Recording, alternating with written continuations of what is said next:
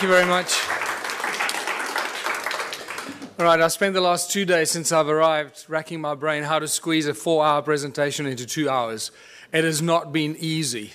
So I'm going to go through this at a pace, not because I want to confuse you or myself, but I feel like if I leave anything out, I feel like I'm robbing you of valuable content. And, what do you leave out of something that's a work in progress that started out 8 years ago with a small little presentation and now consists of volumes and volumes of research and discovery that is, I, for one, certainly did not expect to happen to me. So let's kick off. The history of our planet is far more mysterious and stranger than most of us will ever realize. And just by talking to the people here, it becomes very evident. The more people you talk to at this conference, the more evident it becomes. And the interesting thing is that the closer you get to this beautiful blue planet, the more you realize how deeply divided we are as a species. And it's that division, very constructively created division, that is being used against ourselves. And this becomes very evident by the end of my presentation. You'll know exactly what I'm talking about. The great human puzzle. Who are we? Where do we come from? Why are we here? Everyone has asked those questions, the three Holy Trinity questions, if you can call them that. It sounds so simple. We should have all these answers at our fingertips, and yet we can't,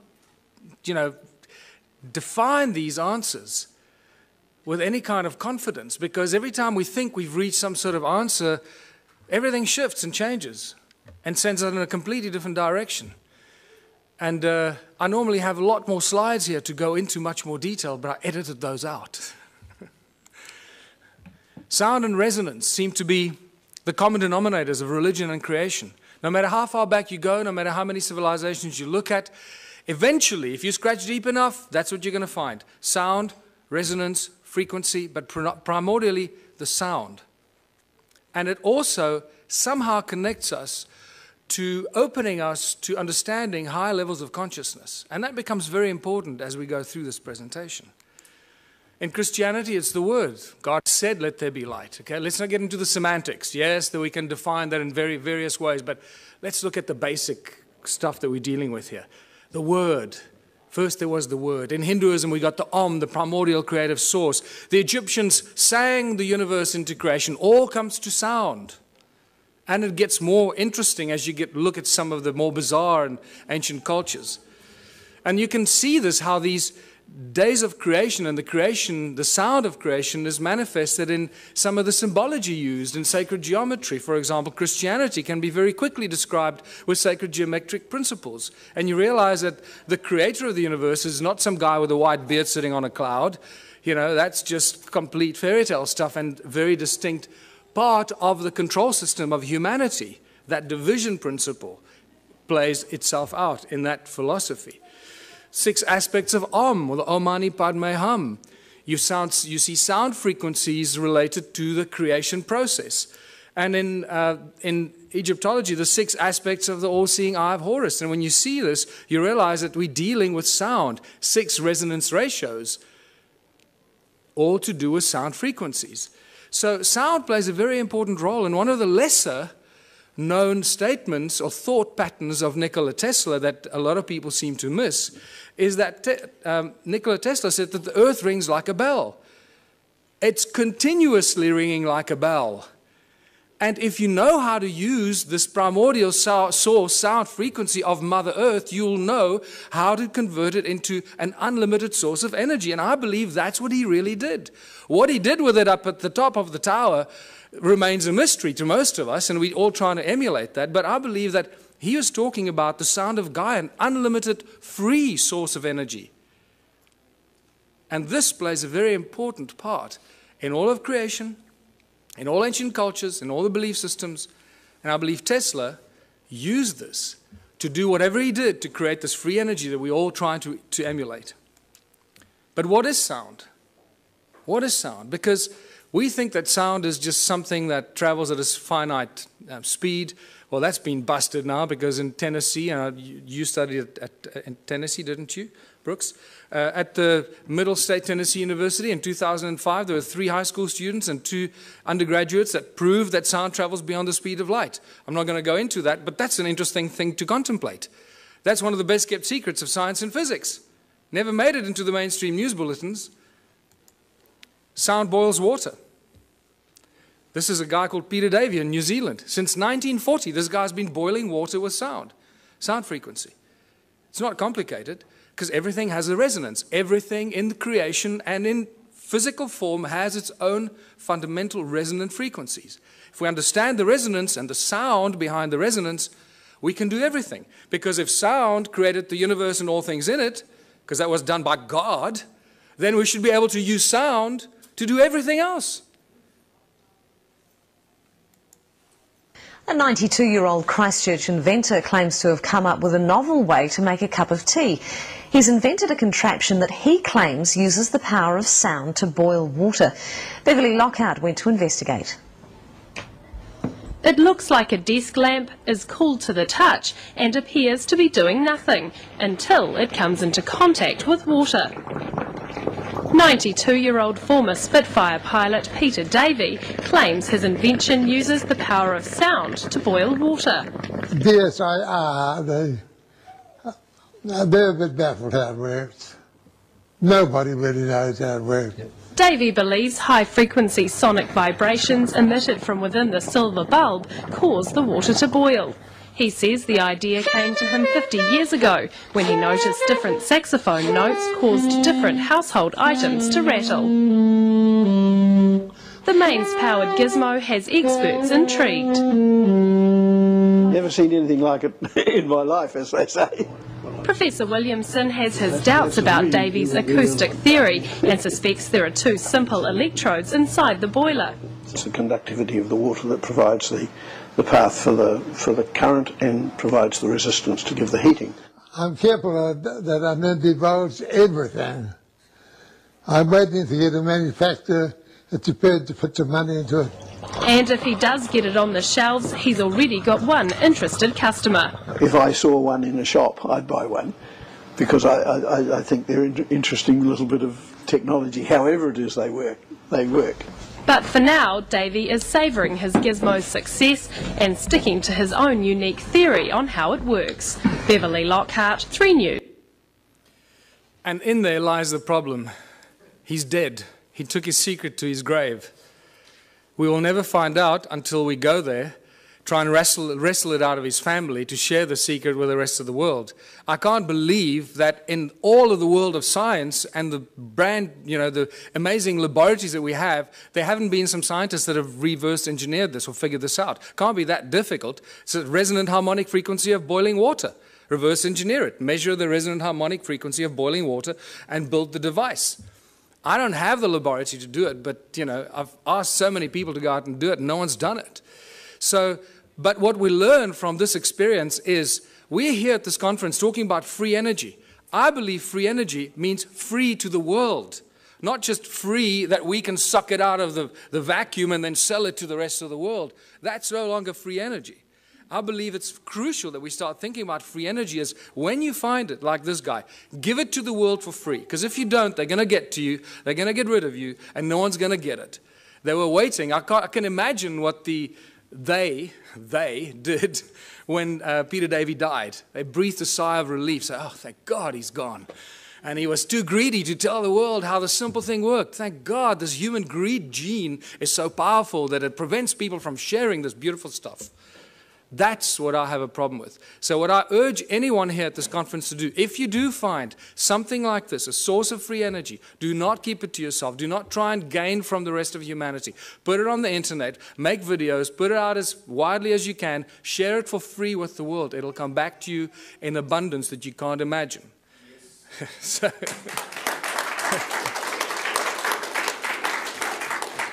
Sound levitates. All ancient cultures talk about levitating things with sound. Not just sound, but also with mind and thought. Now, we hear about it all the time, but until you see something being levitated by sound, it's difficult to comprehend. Here's a beautiful example. Most of the stuff exists on YouTube, but we don't go looking for it. So, notice that you can hear the sound frequencies because the items they're levitating are very light. Remember, the higher the frequency, the higher the energy. So these polystyrene items are very light, so the frequency is lower frequency that's audible to our ears. So when you're trying to levitate giant blocks, you would need very high frequencies that you can't hear, and then it looks like magic. Also note that the sound source comes from two different sound sources, and it seems to levitate it at the cross point, the crossroad of the sound frequencies. That's what the levitation effect is. This is very important later in my presentation. And the knowledge of the ancient cultures.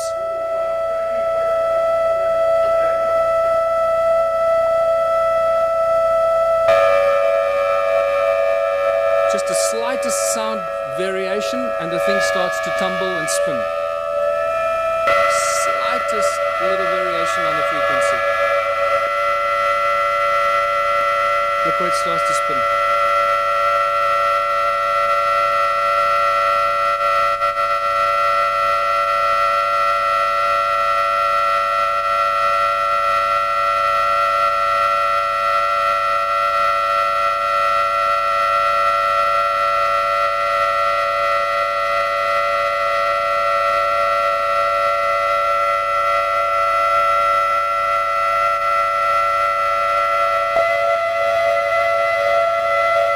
Real irritating noise, but you know, you have to put up with it too.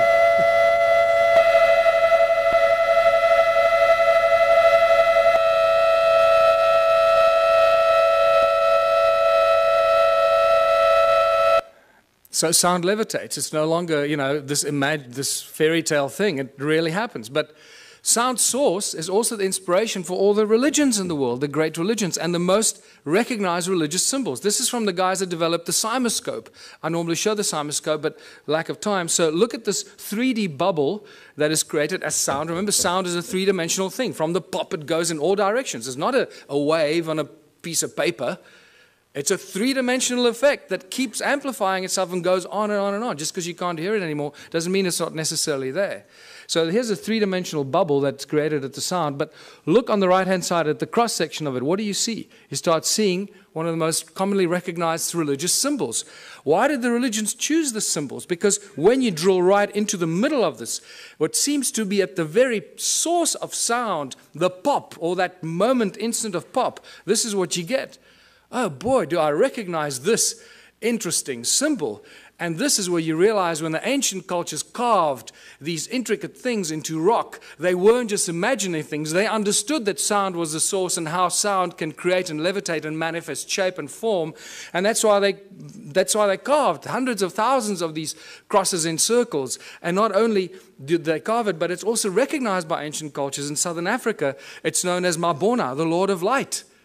Lord of Light, sound and light, the creator of all things, the source of all things. And you see this shape repeat itself in some of the most popular religious symbols, like the Coptic and the pagan crosses. You see the sacred geometric patterns imitate themselves in these symbols. It becomes very interesting because now you know where they get the symbols from. It all comes from sound. What does this have to do with ancient civilizations and evolution of consciousness? Well, everything, because the ancient cultures understood this. They understood the process. They understood the source. And they used the source of sound as a source of energy. And this is what my discoveries show in South Africa. The resonating chambers for creation of energy, that's what the pyramids were. Many researchers are starting to reach that conclusion, that they were actually resonating cavities to create huge amounts of energy. And they would have looked something like this. What's also clear to me, the more research I do, especially at the sites in South Africa, realizing that we're dealing with sound and light, that they probably used light to activate some of these sound devices. They were actually resonating chambers, that it was activated by light. And this is why they were aligned with solstices and equinoxes with specific frequencies and energetic alignments of the movement of the sun. They would activate these ancient sites and then bring them to life. Something like that. And if you think that's not happening, there's an interesting photograph that is available on the internet of some strange energy forms coming out of the pyramids, taken with some weird lens that shows you energetic frequencies. And this got me very excited because this is directly connected to my discoveries in the stone circles of southern Africa. This is some interesting symmetrical interference patterns that were taken at Stonehenge, which tells us that Stonehenge was not an accidental bunch of, long-haired, loincloth, cavemen that built this with ropes and pulleys. And when you go to Stonehenge, they still have that image on the side of the tunnel as you walk towards Stonehenge. They still show the guys with ropes and pulleys building Stonehenge. It's insane. So it's a very, very advanced device, Stonehenge. And what blew my mind is how old Stonehenge is. This is probably one of the oldest sites on Earth. It's probably more than 1 million years old. Are there any geologists here? Any geologists? Well, most of you are homemade geologists, sir. You're told that that stone there fell over. It was the twin of that stone, and it fell over. Right? They were connected at the top, and it broke when it fell over. Well, there's the break. Okay? Now, this is sarsen stone. It's very, very hard, one of the hardest stones known to us. There's the break. Does that look like a 5,000-year-old break and erosion? Absolutely not. We're dealing with hundreds of thousands, probably millions of years of erosion to erode about this far. This is not a new structure, people. Stonehenge is extremely old. Your mother will lie to you, your priest will lie to you, but the geology is not going to lie to you. There it is. Do with this what you want. It tells us we're dealing with ancient sites and advanced knowledge of sound frequency, because we see it in the patterns that the Stonehenge site still generates today, even though it is in the state of disrepair. Just like the stone circles in South Africa, in the incredible state of disrepair, are still giving us insane amount of energy that we don't know what to do with. This is another example of how old Stone Age is. That crack was clearly not there when the builders built it. You wouldn't put a lintel up with a crack in it. So we have to assume the crack happened after the event. And look at the erosion around the crack. I mean, this is insane amount of erosion. So, modern day levitator. Southern Florida, this guy called Ed Leeds Cullen in the 20s built this amazing place called Coral Castle. This is still a mystery to a lot of people, or they don't know about it. And he single-handedly put these giant blocks on top of each other, carved them, sculpted them, shaped them on his own. The interesting thing is when they used to bring the trucks used to deliver these rocks, he would offload them single-handedly. And nobody knew how he did it. He always made the guy stand around the corner or something like that, until one day, 2 young schoolboys saw him offloading these giant coral blocks. And they came home very excited saying, "Hey, Mummy, we saw the guy." And they asked, "How did he do it?" And the kid said, "Well, he did it with ice cream cones in his hands, 2 ice cream cones." And the parents imagined, naughty children, what are you talking about? You're trying to force us into buying your ice cream for dinner, right? Well, that's not true. When I heard that, I got extremely excited, because that is consistent with what I've been finding in southern Africa. Ice cream cones, cone-shaped tools. And that's why I call it the ice cream cone phenomenon. And this has become a very important part of trying to unravel the ancient mystery, how they did this stuff. They used sound, they levitated stuff, but how did they do it? And I find many of these cone-shaped tools scattered all over southern Africa, among the ruins, wherever you go. I was up the mountain 2 weeks ago, again, walking through areas that I've never been before. Remember, at this stage, I'm the only guy researching this, the whole of southern Africa. It's like I'm the only guy researching Egypt. That's the equivalent of that. There's one guy in all of Egypt let loose to do, try and get some sanity out of this. And so I feel a little lonely, so come help. So just to show you that these ice cream cone-shaped tools are everywhere. There are thousands of them.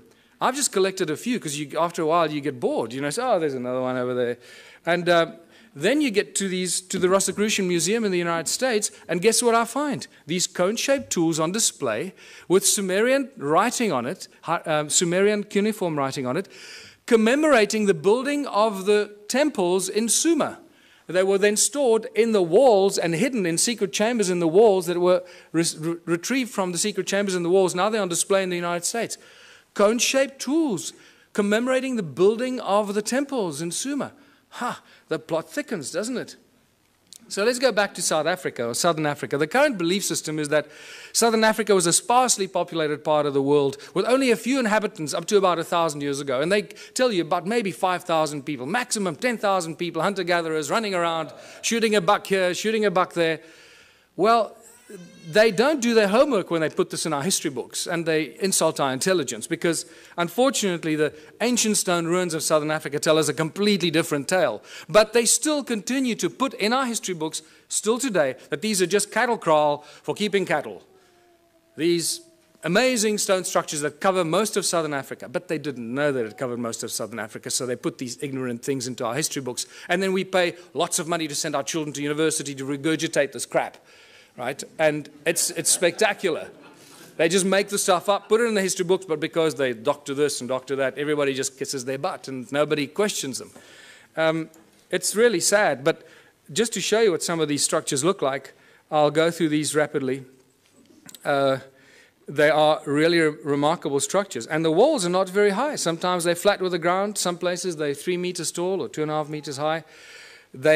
The most important thing that you need to notice is that each one is completely unique and different. There are not two that are even closely, remotely the same. Each one is completely unique. Now, that was a question that wasn't asked until I came along.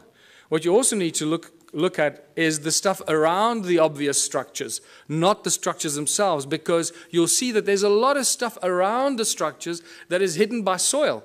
It's not visible to you unless you're up in the air, like you're looking at from this vantage point. Otherwise, you don't even know it's there. You walk through the veld, you have no idea you're walking over ruins. And then when you look at it on Google, you say, oh my goodness, I was walking there, and I was walking right through all these ruins and these terraces. I didn't even know it while I was walking there. And this is the awakening that happens. Let me just go back here. Look at this horseshoe-shaped structure here, attached with a circle inside, with a stone right in the middle of it, with these weird two, towers that lead you in there. And this arm of this from the center goes right through the middle of this. There's some weird stuff going on here that we don't understand. Look at all this stuff hidden by soil underneath, around this obvious ruin here. There's another horseshoe-shaped, ohm-shaped structure. And what does ohm represent in modern electronics and electricity? It's linked to vibration, frequency, the movement of current, and so forth. Resistance. Look at all the stuff in between, covered by soil. You have no idea that there's much more of this stuff in between, connecting this one to that one. And then they build beautiful flower-shaped stone structures because they look like pretty flowers, right? Except you can only see it from the air. And they're all connected by these channels. There's a channel coming out of it and a channel running down there that's badly destroyed, and these strange hexagonal shapes. What is activity all about in Southern Africa? Always about gold. Don't you ever forget it. Always about gold. And remember, it's not the obsession of humans with gold, it's the God's obsession with gold. In Genesis 2, when Adam was alone on earth, Eve had not yet been fashioned from his rib. God comes to Adam and says, hey buddy, there's a place called Havilah. It's land full of milk and honey. The land is good, the water is good. And by the way, buddy, there's gold. What on earth is going on here? Why would God, the creator of the universe and all things in it, the commander of consciousness, want to tell Adam about gold? And it's in that one defining moment that you divide God with a big G from God with a small g. Huge, huge division. The twain shall never meet. And the Bible and ancient texts seem to be, especially the Bible, is constantly crossing those lines.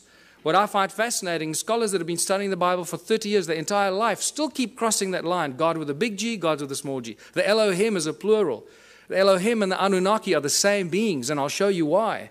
We've got conclusive evidence that the Anunnaki and the Elohim were the gods of the Bible, the gods with a small g, the malicious, malevolent beings that were after gold.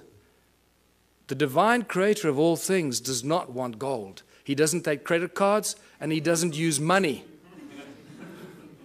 And we'll get to that. The ancient history of Southern Africa is all about gold. You can't, the whole Monomotapa kingdom that was attacked by everybody from the north, and they could never be overthrown, the golden kings of Monomotapa. Fascinating story. Not many people are even aware of it. What do other ancient cultures or other ancient texts tell us? Well, the Sumerian tablets tell us in great detail about the Anunnaki.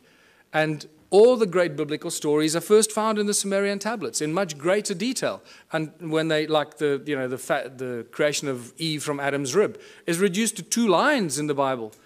In the Sumerian tablets, it's a whole chapter on it, how it happened, how they put Adam into a deep sleep, and blah, blah, blah. It's phenomenal information. But so what we do know is that a lot of the stories in the Sumerian tablets are translated into the Bible much later and abused or used for abuse against humanity. Work in the Abzu is the constant reference in the Sumerian tablets. Abzu has been given many names, but its primary sort of reference is always linked with gold. Abzu is where the gold came from, and there's some great references from Sitchin's work where the landmass, the shape of a heart was given, in the lower parts thereof golden veins from the earth's innards were abundant. Abzu, of gold the birthplace, Ea to the region the name gave. And I draw that comparison for you to show what he's talking about.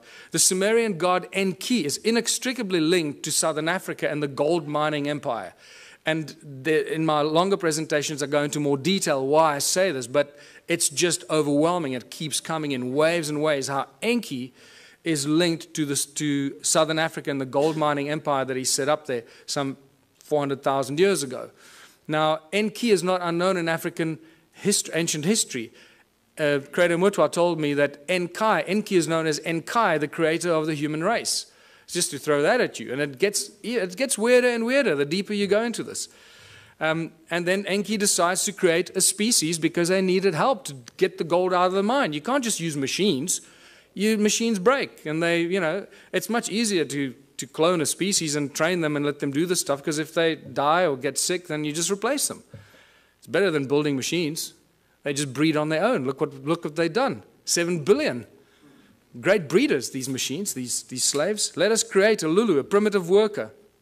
The hardship work to take over. Let the being, the toil of the Anunnaki carry on his back. Tells us very clearly what these guys were up to down there. Planning to create the Adam, Adamu. A primitive worker shall be created. Our command will he understand. Our tools he will handle. To the Anunnaki in the Abzu relief shall come. So we know that the Anunnaki were in the Abzu. They were doing something. They needed relief. And for this they needed a slave, and they cloned it. And boy, did they do a good job. This is fantastic reference to Enki's house, his mines, and his technology. In the midst of the Abzu, to a place of pure waters, Enki betook himself. In that land, a place of deepness he determined for the heroes into the earth's bowels to descend. Before they cloned the slaves or the human race, they referred to the Anunnaki who were doing the gold mining as the heroes, because they were doing the hard work in the gold mines. So for the heroes into earth's bowels to descend. The earth splitter that Enki established. Now I'm going to show you the earth splitter because this is one of my discoveries in South Africa.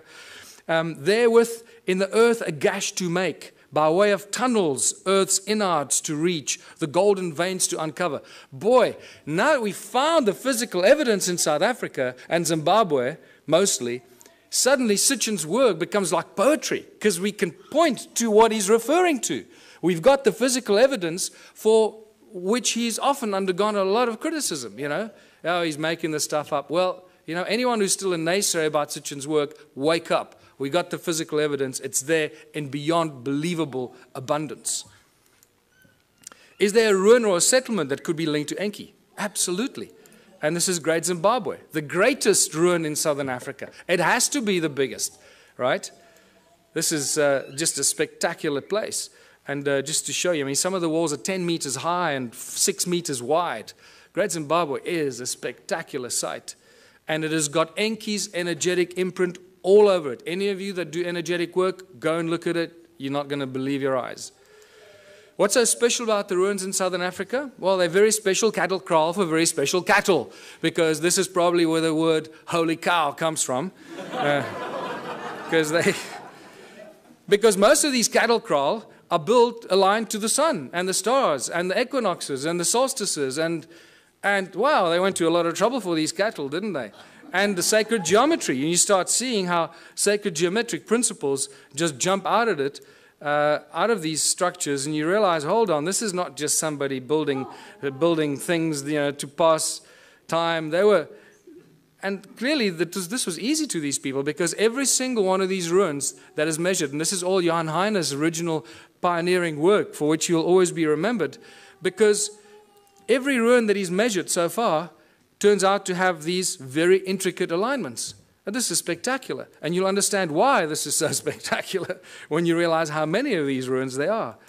These, look at this. They're perfect, and you draw a circle over there, which doesn't look like it's real. But when you extrapolate that flat line into the circle, you get a perfect hexagon. When you start joining the corners of the hexagon, look how it touches the inner circle perfectly.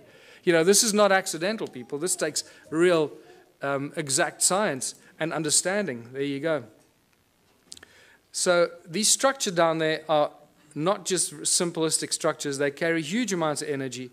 And important to note that there are no doors or entrances. This is an important thing that you find in some of the archaeological reports, and they say, oh, there are no doors and entrances, and then they forget about it. And then they tell you, it was probably built by a migrating group of 15 to 20 people, and they built it. And you say, hold on, you just told me there are no doors and entrances, and now you're telling me that it was built by people as a dwelling. So what's going on here? What are we dealing with here? And you don't get intelligent answers from the so-called authorities on this. And agricultural terraces. Thousands of kilometers of agricultural terraces. In fact, more than 450,000 square kilometers of agricultural terraces in a sparsely populated part of the world. Who built these terraces? What were they planting in these terraces? What's going on here?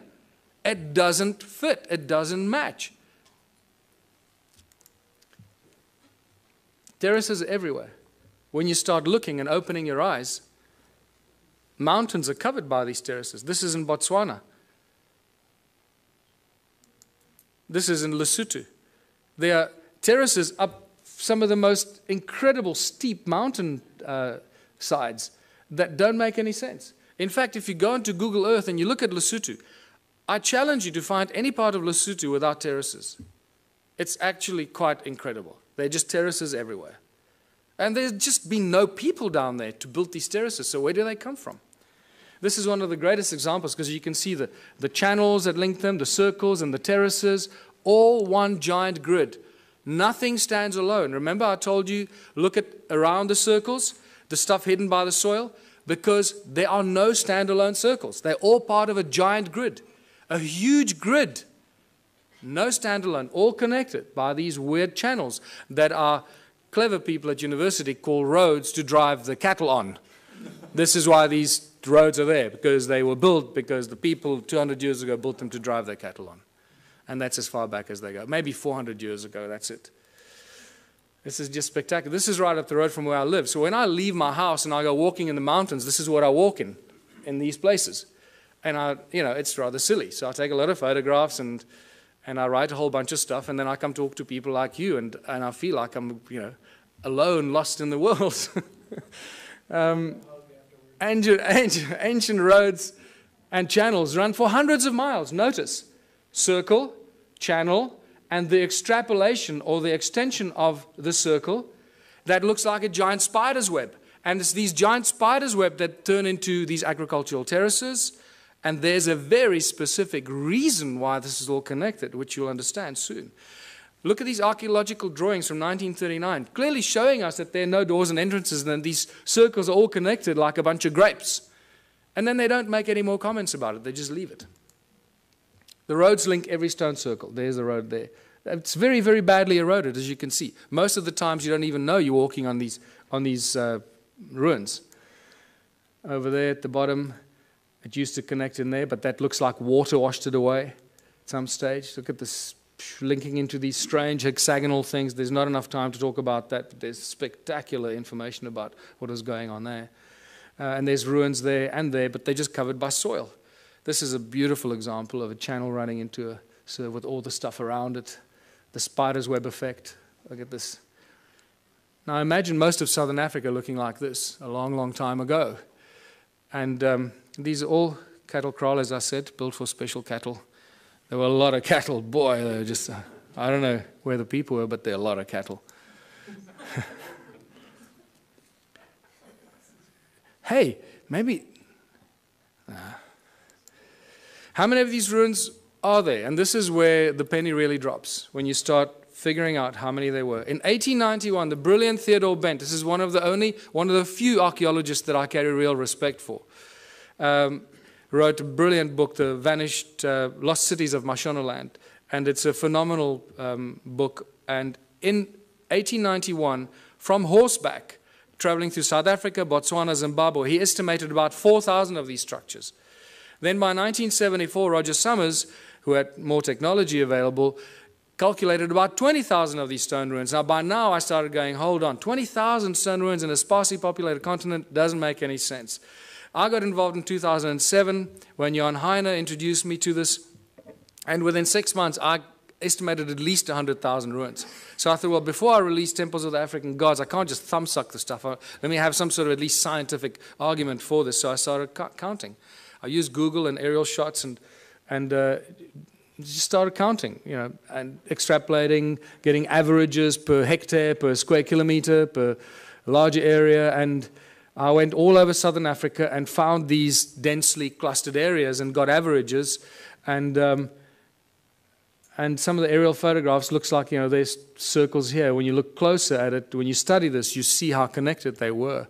This is all over southern Africa. Some of them are in the Transvaal or in Gauteng, what used to be the Transvaal, in Mpumalanga, in the Orange Free State. There's some in Natal, KZN. I just found some in KZN 2 weeks ago when I traveled to KZN.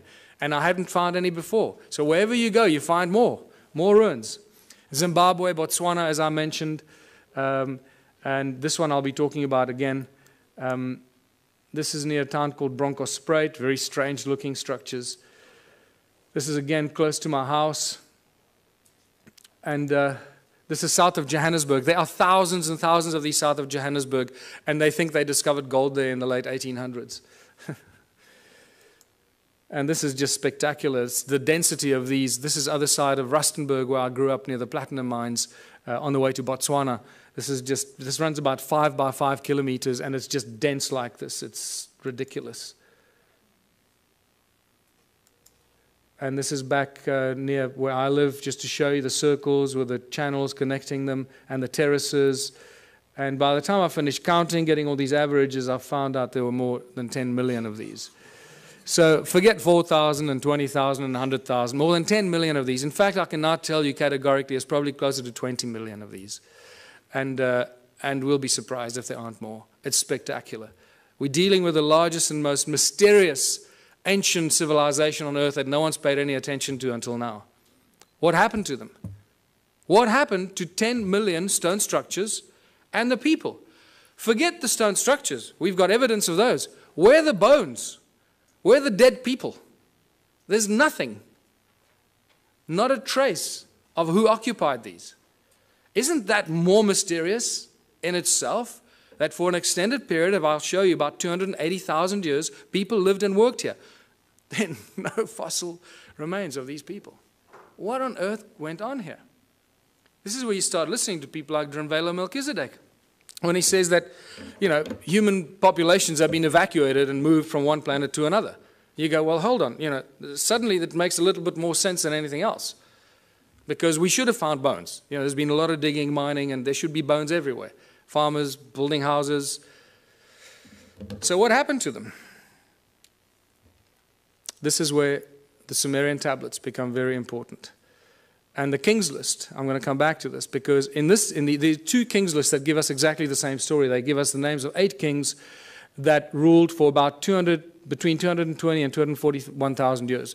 The names of the kings are the same, the places they ruled are exactly the same. The dates vary a little bit. So you've got to allow some, mistakes in translation.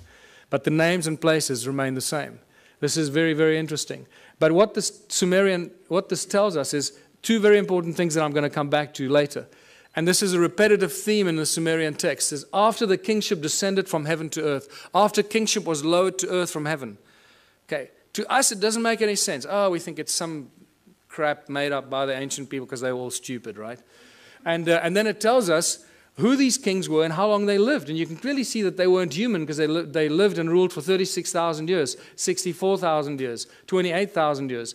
And then a very important thing that it tells us, a very important statement from these 2 Kings Lists. And then the flood swept over. So two very important things, three important things. That kingship was lowered to earth from heaven. Somebody up there decided that they were going to appoint some kings on earth, some priest kings. That changes all of human history. It tells us that they ruled for an extended period of time, and then the flood came. So we seem to have a history, a chronology of human history until the flood. Prior to this, or until now, we know very little about what happened before the flood. And this is very important. So I believe that when they say the flood came, that's what destroyed these ruins. Some 12 to 13,000 years ago, the so-called Great Flood that there's not much argument about in geologic and archaeological circles. And you can see the sedimentation. That's why most of these ruins are not visible. Most of them are covered by soil. They're hidden from us. And wherever there are stone circles, there are gold mines. You can't get away from it. More than 75,000 gold mines have been found between 2005 and 2010 in a geological survey just around the little town of Leidenburg in Mpumalanga province. 75,000 gold mines. In the 30s, I've got two distinct, separate reports from two separate miners that mined in the province of Limpopo, northern South Africa, that found mysterious mine shafts, tunnels like this, at about 100 feet down while they were mining gold. Remain unexplained. Tools and artifacts were confiscated by the authorities, never to be returned. In the 1990s, De Beers found a mine shaft 22,000 feet deep that scared them. That they say it was cut with absolute precision, indicating some advanced laser technology that they do not possess. Anglo American, I know, has a secret file that they keep for covering up ancient mines and shafts. Anytime they come across an ancient shaft or a mine, they cover it up and move on. They don't even discuss it, but they have a specific file for that. And I was told this by the chief geologist at Anglo American while we were having a beer at a pub. He just volunteered this information to me. I was amazed. But then he didn't know who I was or what I was doing. Sneaky bastard. What kind of stone are we dealing with here? It's a very special kind of stone. It's known as hornfels. And it's known by geologists as ringstone. And I was the first person, I'm astounded, the first person to ask what kind of stone was used to build these ruins. They just, don't go there. And it's metamorphosized quartzite. It's incredibly hard. You can't break it, people. I've tried to break some of these. This sliver is a break I keep in my museum.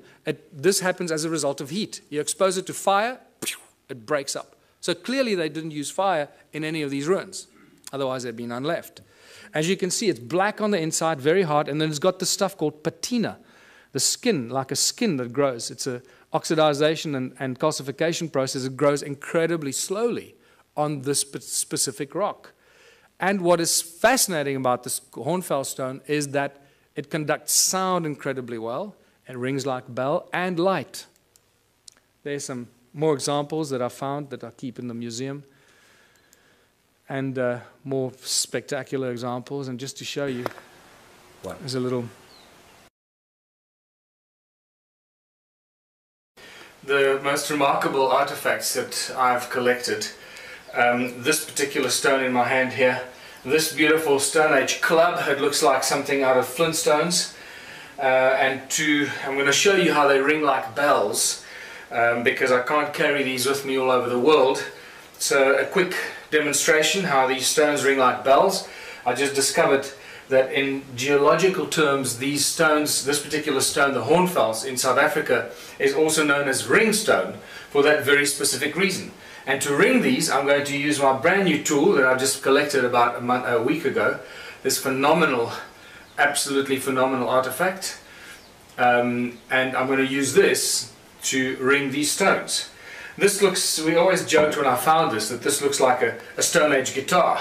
And it's pretty much like that, And I'm going to show you that it is very closely related to a musical instrument in ancient times for very specific reasons. Now you might think that the stone shape is just accidental and that it broke off or something. You'd be mistaken, because I've collected probably about 4 or 5 stones that are very, very similar in shape, very similar carving structure. There's broad base here and then down to a narrow tip, and somebody removed this particular piece of the stone over there for specific reasons, as you will hear, which I'll ring a little bit more. They ring like bells. But it's also important to note that you cannot carve or chip this stone. it will splinter and fragment, and it will not be chipped or carved. Okay, so these shapes that we see here must have been molded in some way, and molded for specific acoustic properties. And this is why. You've got to hold it a very specific way to make as little contact as possible to get it to ring and resonate at its optimum. Now remember, it's also covered in patina, the skin of the rock, this brown reddish color that covers the rock, that is no longer the original black or charcoal color, the original color of the metamorphosized quartzite that's underneath. And that's how it rings.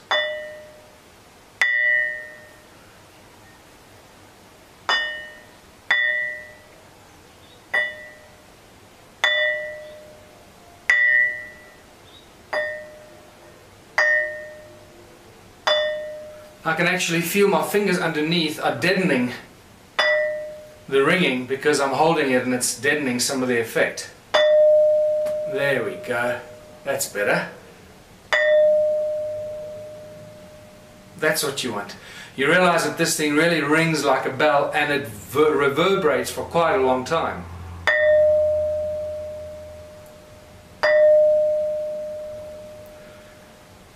Alright, and now to show you that this is not the only one, here's the other one. The Stone Age Club. And I drove over this myself a few times, driving up the mountain of the forest road, and eventually I stopped and picked it up because I realized this is one of the most remarkable tools that you will ever find, and thank God I did.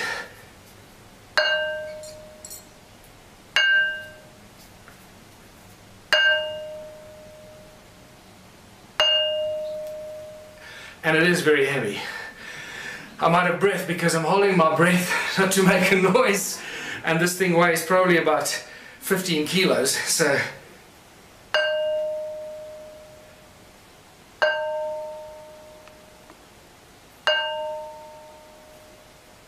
and there you go. Demonstration how these stones ring like bells, and they were used in all kinds of ways and fashions, just like the Ankh, to create specific vibrational frequencies and specific notes to use as a form and a source of energy. And just to remind you, metamorphosized quartzite is full of what? So we can talk about this later, when we start getting into the consciousness principles. What are we really dealing with here? And what do these ancient sites contain? How much information is actually stored in these ancient sites? Yes? Just a quick question with the stones there. I noticed that the frequency was the same. It seemed to be the same note. Did you actually ever try and measure the exact frequency? Yes, we did. We measured. Well, not those two. I haven't tested those two. But somebody emailed me. I get thousands of emails. Somebody emailed me saying that's a B flat, I think. That is very important, but it's just not enough time to go through all the stuff. Sorry. And then all these anomalous tools I've been collecting and finding. Strange tools. Once again, some of them are these cone-shaped tools, always to these points. And then the stone phallus. Stone phalluses seem to be very popular in these ancient times. What's important to note, see how the patina has covered all of them, remember? Somebody must have carved them or shaped them at some stage. And they're all covered in this brown patina. Okay, keep that at the back of your mind. This is at top of the big ruin on top of the mountain there. That's spectacular, whatever that is, a bird-shaped stone, or there's a whole other link to the Zimbabwe birds that is in here, but we can't go there. These strange tools and artifacts that are just spectacular, that make no sense to us today, because it's not part of normal archaeological, stuff that they exhibit. And then the most spectacular mystery in all of archaeology, the sacred stones. The special sacred stones. Hundreds of thousands have been found in southern Africa. Now, because we had a breakthrough energy conference, you'll automatically notice that they resemble a torus shape. So I'm giving you a little hint as to what these are for.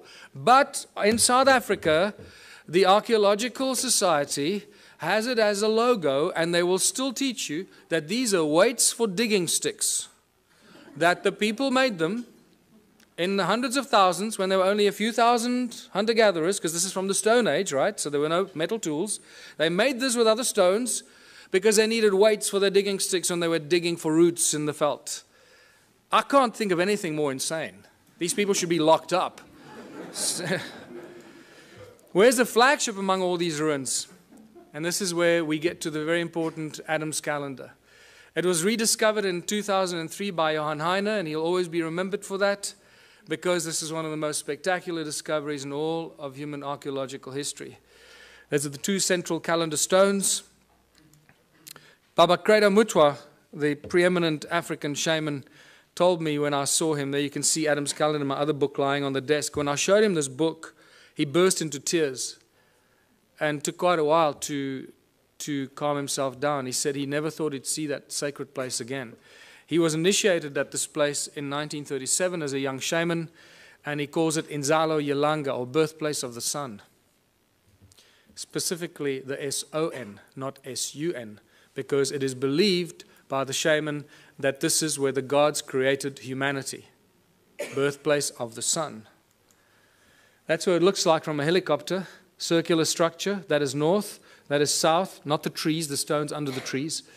They're the two central calendar stones, and over there you see a wooden pole, that's where the stone man used to stand, and right from the stone man across there, across the Horus bird lying there, which you'll see, we're looking east, exactly east at the rise of the sun. On the edge of this cliff, which is known as the Transvaal Escarpment. There's looking north, exactly north, between the two stones. You can see north-south line goes right between the two central calendar stones. And why is it a calendar? This is Johann Heine showing me of our very first visit there, why it's a calendar. And he did all the original calculations when he rediscovered it. This setting sun casts a shadow, this rock casts a shadow on this one, and you can tell every day of the year, from the summer solstice on this side until the winter solstice on that side, and it comes back. So it's still an accurate calendar. And one of the few that I know, I can't think of any others that do this, monolithic calendars or Stone Age calendars. This is a 3D reconstruction that we did, putting the stone man back in his place, who was removed in 1994 by the Minister of Environmental Affairs, to put a plaque on it to commemorate the opening of the Blue Swallow Nature Reserve. Isn't that ironic?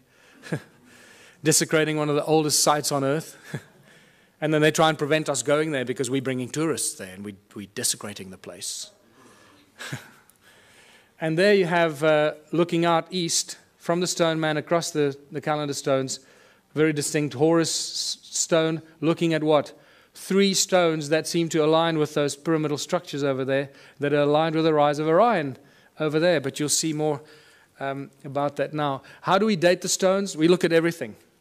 I'll look at anything because you can't date stones. So you got to look at everything. Use your, do what the guys in CSI do. Follow the clues and the evidence. And what makes most sense, you have to go with that. So first of all, every stone there is known as dolerite. It doesn't belong there. It is now categorically proven and shown from geological studies that those stones do not belong there. They were brought there by somebody to build the calendar site. That's the edge of the Transvaal Escarpment. It's known as Black Reef Quartzite, and it's full of gold. There's a gold mine underneath that ridge, actually, an ancient gold mine. The erosion, that piece there broke off there. That's the erosion on the tip of that ridge, on the break. Most geologists I've asked suggested to me, pick a number above 50,000 years for the amount of erosion that happened there. So 50,000 years ago, that piece broke off and landed there. Right? So now we're starting to get to the ancient age of this. But this is one of my best, is the patina growth, because I've told you already that these tools have been molded and shaped, and the patina has grown back. That's what it looks like when the patina is gone, black, and then the patina grows back. This is a great example of a monolith in one of the stone walls that at some point broke, and this tip broke off. Look at the patina that's grown back. There's about 2 millimeters of patina growth. We're dealing with something. This patina is known to grow at about 1,000 years per microscopic layer. 1,000 years per microscopic layer. So for a millimeter or 2 millimeters of patina, we're dealing with something that's 100, 200, 300,000 years old. We don't really have a measure for it, but it's extremely old. And we know that this is not normal archaeology. Look at this beautiful carving of one of the stone structures. So not only did they build the stone circles, but they first carved them into rock. This is another interesting part of this presentation that I normally go into a lot more detail. But look at, after they carved this crack appeared through the rock. This hornfels stone, you should see the black of the hornfels on the crack. On a fresh crack, you'll see the black of the hornfowls. But it's so old that the patina has grown into the crack and completely covered up the black color. So this shows us how old this carving is. So we're dealing with probably 50 to 100,000 years old that this carving is. So these are the kind of indicators that we have to use when you deal with this kind of evidence, because you can't follow the normal archaeological routes. They just don't have the tools to do that. But this, my friends, is by far the most important discovery, I believe. If you look at the circular, you can see the whole Adam's calendar is a circular structure, north-south. But the first thing that you notice is that it's not at 12 o'clock. It's not true north. It's slightly left of center. So Johan Heine and I had it measured, and we found out that there's a 3 degrees, 17 minutes, and 42-second deviation anti-clockwise. Now, that's not possible, because we're not dealing with magnetic north. We're dealing with true north. And at first, we thought that this had something to do with the precessional wobble. So I spent a lot of months trying to analyze and speak to experts in precessional counting and all that. And I realized, hold on, I'm barking up the wrong tree. This is true north. Wherever you are in the precessional wobble, true north stays at true north, right? So what's going on here? This is 3 1/4 degrees deviation. I believe that the man that holds all the information is Charles Hapgood, who's been trying to teach us about crustal displacement and crustal shift. I believe that Adam's calendar is a real geophysical example that crustal shift displacement did happen, because these guys did not make mistakes. They would not have accidentally built at 3 1/4 degrees out of alignment. It's not going to happen. So we know that crustal displacement happened, we just don't know when. But here we have physical, geophysical evidence that it did occur. And then obviously the Orion connection. You can't get away from the Orion connection. All ancient cultures do it. I've mentioned it already, those three. There's your Horus stone, and look at that distinctly carved rock there. Those three, if you lift them up, they align precisely with the rise of Orion's belt when it was flat on the horizon. I've had 2 separate calculations done by 2 separate astronomers. Both of those will be wrong, because none of them took into account that 3 1/4 degree misalignment. So, but it just shows you that their calculations are really, really old. That's really interesting. I didn't cross-examine on them. And just to show you this beautiful Horus stone, I discovered that one morning when I went there with another guy very, very early when I started doing this exploration. And that stone was covered by soil. So we couldn't see. I didn't know that it was actually a Horus or a bird-shaped stone. But then when I moved the soil away from about there, suddenly this beautiful head and nose appeared. It doesn't look like much from here, but there's nothing to stand on to take photographs. You know, if I take one step backwards that way, I fall off the edge of the cliff. So, and there you go. It's about 3.5 meters tall. There's a fat belly there that you can't see on this angle. And the nose is broken off. That's probably maybe another foot there that would have extended. If you lift it up, there you got it, reconstructed. Adam's calendar. When I called it Adam's calendar, I had no idea how close to the truth it was.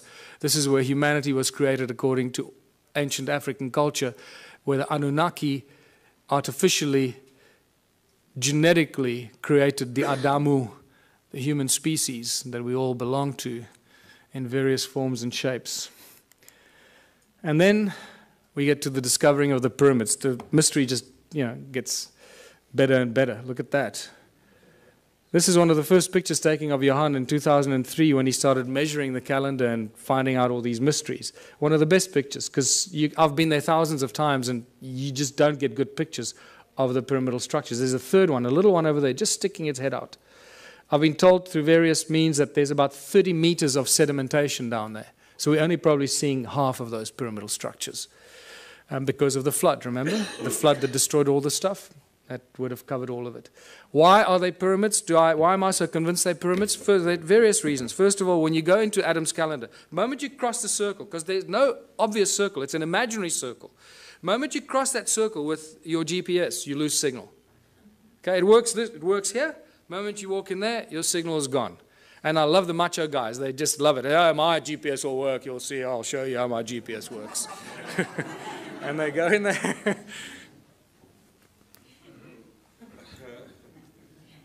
It's fantastic watching them. Just see that ego drop very quickly. And then when you take the same GPS down to the pyramids, there were 4 of us. I will forever regret not taking a photograph of it, because there were 4 of us standing with GPSs like this. And every GPS gave you a completely different reading. Not just slightly off, but miles off. You were like, you know, in another province. It was insane, right between the two pyramids. Not only that, but all these ancient cultures built things according to the sacred geometric principles. So I thought, hold on, this will tell me if it's linked or not. Let me draw a golden mean spiral from Adam's calendar and see where it lands. Well, you know, I didn't have to guess. You got it. So here we can do a beautiful twist on those that want to stick to mainstream science. And we can argue the argument of probability, which is one of the most commonly argued arguments in science, isn't it? Probability. So the probability factor that the golden mean spiral accidentally ends between the pyramids is so completely out of kilter that it has to be linked. You're dealing with several million or several billion odds to one that it's, you know, an accident. So the probability factor plays a very important role here. We're dealing with something that's connected. And also through channelings and other psychic revelations, I've been told in no uncertain terms that we're dealing with some very advanced stuff here. And then when you connect Adam's pyramids through Great Zimbabwe, Enki's house, it lands right in the Great Pyramid of Giza. And all along the 31 degrees east longitudinal line, the Nilotic meridian, right, which is also linked to the white lions of Timbavati, the sacred white lions of Africa. And you start seeing all this connection. It's just beautiful. It just unravels more and more. And then my beautiful friend Willem de Swart, who's decoded the numeric system and the secret numbers of God, made it very clear to me that the name Elohim equates to the number 31. Elohim. 31 degrees east longitudinal line. So this gives us an indication that the Anunnaki and the Elohim are the same group of beings. I just recently did an interview with George Noory. The very last caller that called in told me he was abducted by the Anunnaki 12 years ago, before he knew any of the stuff we're talking about here. They told him they were tall, about 9 feet tall, blonde, blue-eyed individuals. They told him they were the Anunnaki, and they also told him they were often referred to as El or Elohim. That was very interesting, and then the show ended. So I need to talk to him more. So what were all these stone circles for? Millions and millions of stone structures, all connected. Each one is completely unique, different, built with stones that ring like bells. What's going on here? Archaeological drawings show us that there are no doors and entrances, and some of them are concentric circles, like expansion, amplification chambers, or something to that extent, right? So are these connectors, these channels, actually like wires? Absolutely. So let's go back to what Nikola Tesla said. He said the earth rings like a bell, and it's an inexhaustible source of energy if you know how to use the sound frequency of Gaia. And I believe that this is what it is. The cymatic patterns remind us of what we're looking at. The shape of Om. This is the shape of sand on a metal plate. That's what you'll find. So what we're looking at here is cymatic patterns from Earth. Each one of these stone circles just simply represents the cymatic or the shape of the sound of Gaia at that particular point. And this is why they connected. So they created one huge energetic field.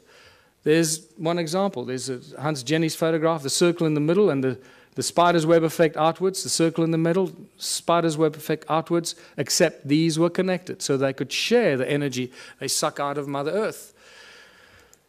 And but how much energy could these structures create? For this, we got to go to 1944 and Japan, when they were developing the death ray with which they were going to smite the Allied army.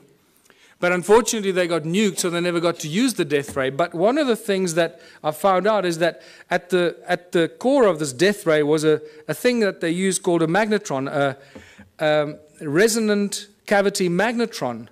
Well, this is, you start a frequency in the middle, you amplify it in these resonant cavities until you decide when you want to take it out of the wires. And that magnetron is used in laser beams, it's used in microwaves, it's a technological tool used in many applications. This has got a little magnetron in it, or a klystron, I think it's called in this. And then it goes through what? It goes through a crystal to focus the light. Right? So if you're working with light, you need to use crystal because it lets the light go through it. Right? So I believe that this magnetron was used. There you go. If a magnetron a few centimeters in diameter could fry the Allied army, how much energy can a magnetron 22 meters in diameter create? Huge amounts of energy. In fact, I was made aware that it's this structure that was probably responsible for the destruction of Atlantis, because they didn't quite know how to use it and it got out of control.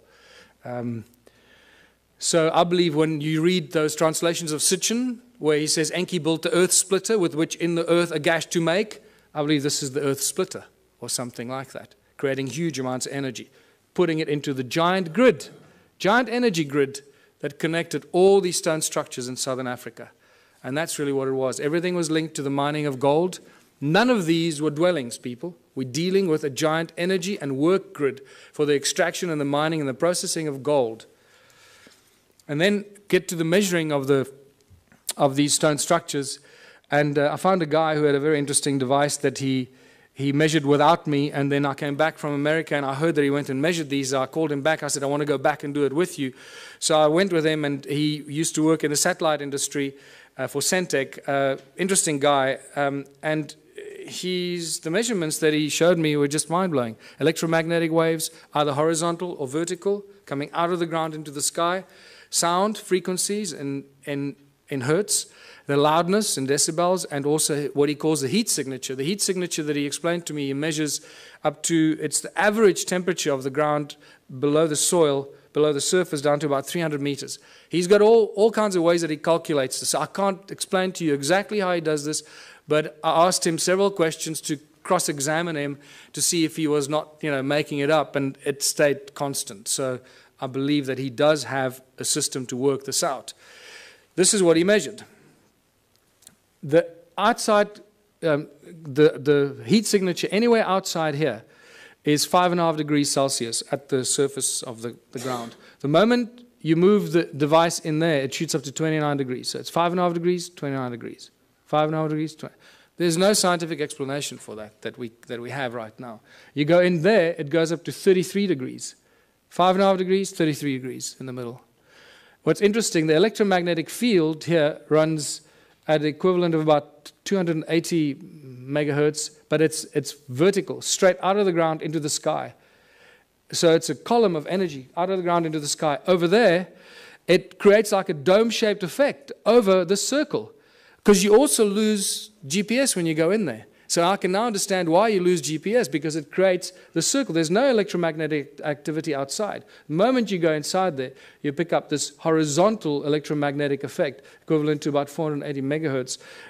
And he went into more explanation to me exactly how sorry, let's go back here. And then the sound frequency he measured coming out of these walls at 14.5 gigahertz. Now, we don't measure sound frequencies at those. This is really mysterious. So, and at 72 decibels coming out of these walls. And then we went up to this one here, and it got even worse. Measured 33 gigahertz sound frequencies coming out of these walls inside here. 33 gigahertz. When you walk along this channel that ran in here, the wall was broken there, but the channel runs in there. It started like 5 degrees. It keeps going up. As you walk there, that heat signature keeps rising. By the way, the heat signature, he explained to me, can only go up to about 80 degrees Celsius, at which point it suggests that you've got a volcano under you, about 300 meters below you. So that's how he's calculated it. And so at 80 degrees is the max, and nothing more is possible. So we go from 5.5, and by the time you get here, it's at 33 degrees. Around 30 degrees there. When you go from outside there, 5.5 degrees, onto that little attachment there, inside, shoots up to 58 degrees. 5.5 degrees, 58 degrees. There's just no reason why it should be doing that. And then the electromagnetic waves, once again, there's a dome-shaped horizontal effect that happens inside here at that frequency. And it's horizontal. Also, this is why, when we did ground-penetrating radar, I used the world's leading company to do ground-penetrating radar on 3 structures. This is one of them. There was another one of those flower-shaped ones, and then at Adams Calendar. And all the way through the ground-penetrating radar exercise, I kept asking the guy, are you getting GPS signal? And he says, yeah, sure. And he had a really big GPS thing on his back, and I thought, okay, well, our measurements are down the drain. That's it. The guy was lying to me. And then I waited, after working like a dog for a whole long weekend, because to do this GPR is not easy. The GPR devices are not meant for rocky terrain. You've got to drag this big box and up the rocks and down the rocks. And I had to do the dragging. So I worked my butt off for the whole weekend expecting some results. So, you know, a week goes by and I phone the guys in Joburg and I say, have you got any results for me? I'm dying to see the results. And they say, yeah, no, we've got some problems with, I'll get back to you. A month goes by, nothing. 3 months go. Eventually I said, just tell me what's going on. He says, look, we got real problems with the GPS. Everything's just completely scrambled. I don't know what happened. I'm really, really sorry. But it's just like complete garbage. This has never happened to us before. So I went, don't worry, it's okay. You made me the happiest guy in the world. Because now I know that our measurement's accurate. It looks like you're getting a reading, but you're getting garbage. So when they put it in the computer nearly blew up. It said, sorry, buddy, I don't like what you're feeding me. And then we get to Adam's calendar, and everything we know, or we think we know, just flies out the window. There's the imaginary circle once again. And as you approach it, the heat signature is at 9.5 degrees. It's a little higher than the other places. As you cross that imaginary circle, remember there's no wall. So 9.5 degrees, as you cross in there, it shoots up to 77 degrees. 9.5, 77 degrees. But then when you go in between the two calendar stones, it shoots up to beyond 80 degrees, beyond what suggests you're standing on a volcano. This is bizarre stuff. So is it the human that enters there that makes the change? Or if you leave a thermometer in there, is it the temperature? It's not a thermometer. No, this is special calculation. It's a heat signature. It's not the temperature of the ground. Okay, so it's, again, it's the average temperature that he explained to me, about 300 meters below the surface. Going up in temperature, suggesting that at about 80 degrees, that heat signature would equate to a volcano, volcanic activity. And then we measured the sound frequency, first of all. Once again, nothing outside. And then as you cross that imaginary circle inside, it shoots up to beyond 375 gigahertz. This is sound frequency. Now, I've never heard of anything before measuring sound frequency at these frequencies. In fact, I've had several people argue with me that sound doesn't exist at those frequencies. I say, oh, well, it just disappears. What happens to sound? It just disappears because we can't hear it. So there's an interesting debate to be had there with some of the brainy people out there. 375 gigahertz sound frequency. That's insane. That's ridiculous. But then the electromagnetic fields become very important in this discovery, because as you cross in there, it shoots up to 1700 megahertz, equivalent electromagnetic activity, horizontally, creating a dome-shaped effect. Again, this is why the GPS doesn't work inside there. But in between those two calendar stones in the middle, it shoots up even higher to 1800, but vertically, straight out of the ground into the sky. And that just blew my mind, because that made me realize that we're dealing with something very special. Since I first started going there and taking psychics and connected people there, there have been hundreds that have told me things about the site that could not be told unless you knew something. So once again, the statistical probability that they were lying to me is out the window. They must be telling me the truth.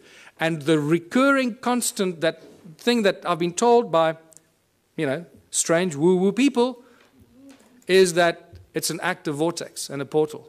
Now that we've measured it, I believe them, because this is the kind of thing that we measure there. Electromagnetic waves run horizontally, vertically, and then vertically coming out of it is one vertical shaft of electromagnetic waves straight into the sky. So what is this calendar site all about? What were they doing here? What were the Anunnaki doing here? They were getting gold. They were using the people to mine the gold, using advanced technology, Caesar technology, getting it off the planet. We know that they were getting it off the planet. Sitchin makes it very clear in his translations. But he says they would beam it up with skyships. I think he was very, very close to the truth, except the word skyships was misinterpreted in his translations. It wasn't skyships. It was a contraption like Adam's calendar. Beam up the gold, Scotty. Where do you want it? That's what we're dealing with here. They were getting the gold off the ground, off the earth, somewhere else. The gold isn't here. One of the biggest mysteries. Where's Germany's gold? Where's the gold in the USA? The gold is missing. Suddenly all the countries around the world are waking up that they don't have any gold. Well, this is an age-old story. It goes on for all of human history. Remember when the Spaniards arrived in the Americas and everywhere in the world, they found the native populations, they had all this gold, and they asked them, who does the gold belong to? There was always one answer they received, The gold belongs to the gods. And they were right. And they're getting it off the ground, off this planet. So Caesar technology was only discovered in the 17th June 2009. This was reported on in some of the scientific journals, talking about sound as being used as laser beams. Not light, sound. And they think it's very exciting because it's got great applications in the military, obviously. And this is where the sacred stones come in.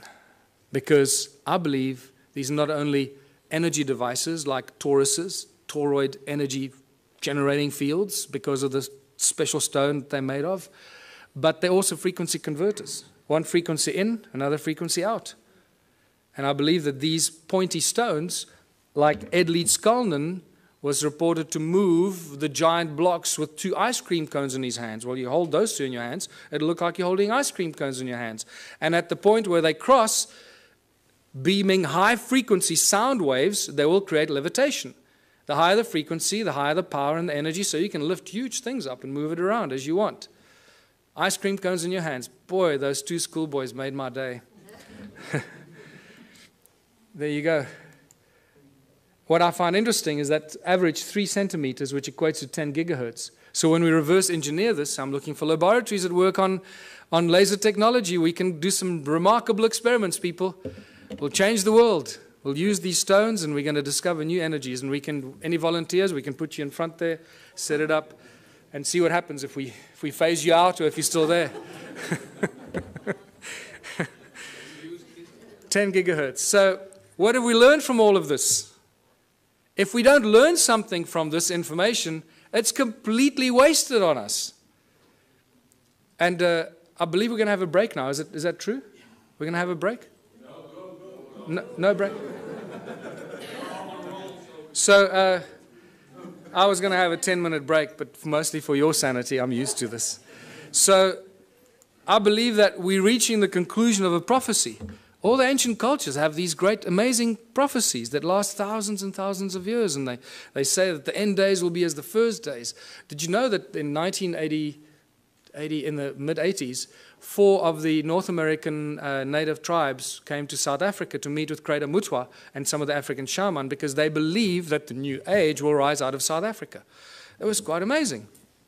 And they had all these ceremonies at these sacred sites and so forth.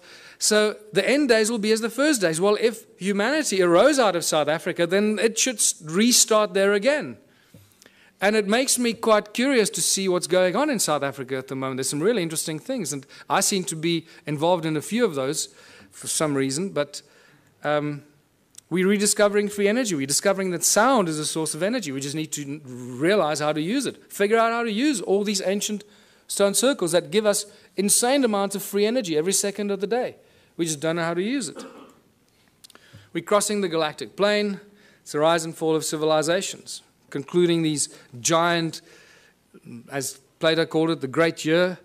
We're exposed to frequencies and energies that we probably haven't experienced in the last 26,000 years. So no wonder we're going through, turmoil, and a lot of people are going crazy. They don't know how to deal with it. We're exposed to galactic light from the great sun, the cosmic, the center of our galaxy. And we're exploding with consciousness. Why? Why are we exploding with consciousness? Because this galactic light is activating our DNA, and there's plenty of scientific evidence for that you can go and look at if you still don't believe that. And it's doing amazing things. It's not just activating our junk DNA, 97% of it. So as our junk DNA gets activated, it creates a feedback mechanism, and we start to think higher thoughts, and our consciousness grows quicker and quicker. It's a beautiful thing, this, people. And it's all connected to these crazy people, 280,000 years ago, building stone circles in South Africa. They created us and allowed us to get to this point where we can contemplate our own existence and our own humanness and figure out how we fit into this great, crazy picture. We connect to the morphogenic field and realize that the resonance is the substance of the morphogenic field and plays a very important role in, spooky action at a distance that scientists are still trying to wrap their heads around. How does this all work?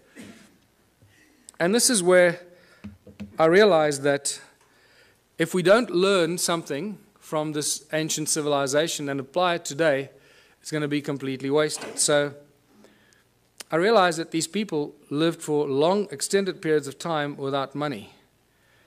And it was Kerry Cassidy, when she first came to visit me 3 years ago, she suggested to me, you know what, you should start a political party.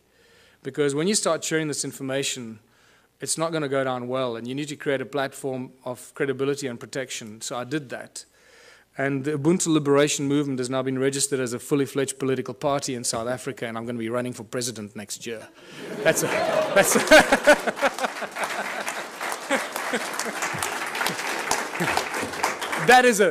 the funniest thing I've ever heard. But it's true. I just realized, hey, we're running, yeah. And then somebody said, so does it mean you're running for president? I had to do a double take. Oh, shit, yeah. I guess it means that, yeah. We're just trying to cause trouble. We're just trying to inject the virus into the organism, but it has some really spectacular side effects or things that we have to do. So we are all born on this beautiful planet, and we're all born free. And yet, we cannot move around freely. We cannot live where we choose to. We have to follow rules and laws that we didn't agree to when we were born. We have to work to pay taxes and to earn this thing called money. We didn't agree to that either when we were born. We didn't agree to be given a number and be treated like a corporation. We are living, breathing human beings. We're not numbers of infinite soul and flesh and blood. And yet that's not how we're being treated. The restrictions on humanity are endless, and they're getting worse by the day. The current situation is very simple. Every socio-political system has failed us. This is why we're in this mess. Otherwise, we wouldn't be talking about this stuff, right? If it was hunky-dory. Humans everywhere live in misery. There seems to be no happy outcome to the political and economic mess of the planet. Every year, every month, it gets worse. More poverty, more hunger, more homelessness, more misery. The global economic collapse is imminent. The fact that we still have a global economic system is actually miraculous, but it is a clear indication how powerful those individuals are that control the global economy. They have infinite power as it is now. Only us, only we can do something about it. And there's some simple things that we can do about it to change everything about our lives and how we continue living as living, breathing human beings and not numbers and corporations or fictitious, fictional entities. 1/3 of the world's food goes to waste. This is spectacular. What kind of creatures have we become that we deny 1/3 of the global population food because they don't have money? We don't hand it out, we dump it, we destroy it, because we can't give it to them for free. They need money, they need to work, lazy bastards. Do some work, go get a job, become a respectable member of society, get a job. We don't need jobs. It's the last thing we need. Every time I hear politicians say, we're going to create jobs, I sense shivers down my spine. It's the last thing we need. Busyness. Keep you busy, running around, forgetting what you should be doing, what kind of life you should be living. It's all encoded in the language that we use. How did it get so bad? This is where we get back to what we've just been to, the ancient civilizations. A small group of royal political families and the banking elite families took control of the world. This didn't happen last year or 100 years ago. This happened thousands of years ago, people. It started with the Sumerians about 6,000 years ago in the Middle East, in Sumeria. When the Sumerian tablets tell us, when kingdom was lowered to earth from heaven, that's why I pointed it out to you. They tell us, kingdom was lowered to earth. Suddenly we see these priest kings appear out of nowhere. How did these guys suddenly take on this higher than thou situation? Who the hell are they? Where did they come from? Oh, people lived happily, and suddenly one guy said, hold on, I'm going to be your king. You're going to have to work for me and pay taxes. Screw you, buddy. I don't know. So how did these priest kings in ancient times become so powerful? Because they were appointed by the gods. I'm not talking about God with a big G here. I'm talking about the gods with a small g, these arrogant pricks that came here and disturbed us on this beautiful planet. And what happened next after they appointed the priest kings? The most spectacular, miraculous thing happened. These priest kings created money. Money is not part of natural evolution. This is a complete misunderstanding of human history. Anyone that teaches you that has not done their homework. Money was maliciously introduced in ancient times as a tool of enslavement, the absolute tool of enslavement, and we are feeling the worst brunt of it right now. We are the guys, we are the civilization, we are the people in the history of this planet right now that can make a change. It's up to us what we do with this information and how we move from here forward. Today there are three main banking families, there are arguably a few more, but the big ones, obviously the Rothschilds, the Rockefellers, the Morgans, they control everything. They own all the banks in the world. How can I make the statement? Because they're the guys that bail out the banks when they go under. So they own them. It's simple, right? If you bail somebody out, you're going to own them. And you're not going to bail something out that you don't own, or at least that you don't control. So the World Bank, the IMF, the BI, the Bank of International Settlement in Basel, Switzerland, most people aren't even aware that there's a thing called the Bank of International Settlement. When they discover this, what? Wow, that's amazing. I hope they're good people. Can't they give us a loan? Remember, people, money doesn't exist. Okay, I'm going to get into this. Yes, did you want to say? What I don't understand is, you now say all the past history was rubbish and it was all evil, but still you want the role for government, the president. I don't understand it. So okay. You believe in the system, but everything else is rubbish. No. Well, that's what you're actually saying. No. You're getting the wrong end of the stick. We created the, yes, you are. We created the Ubuntu Liberation Movement. I'm going through it now. Just hold on, you'll understand where I'm going with this. Okay. There's going to be another point in time to ask questions. Okay. I discuss this because this is quite central for our understanding of who we are. Yeah. Okay.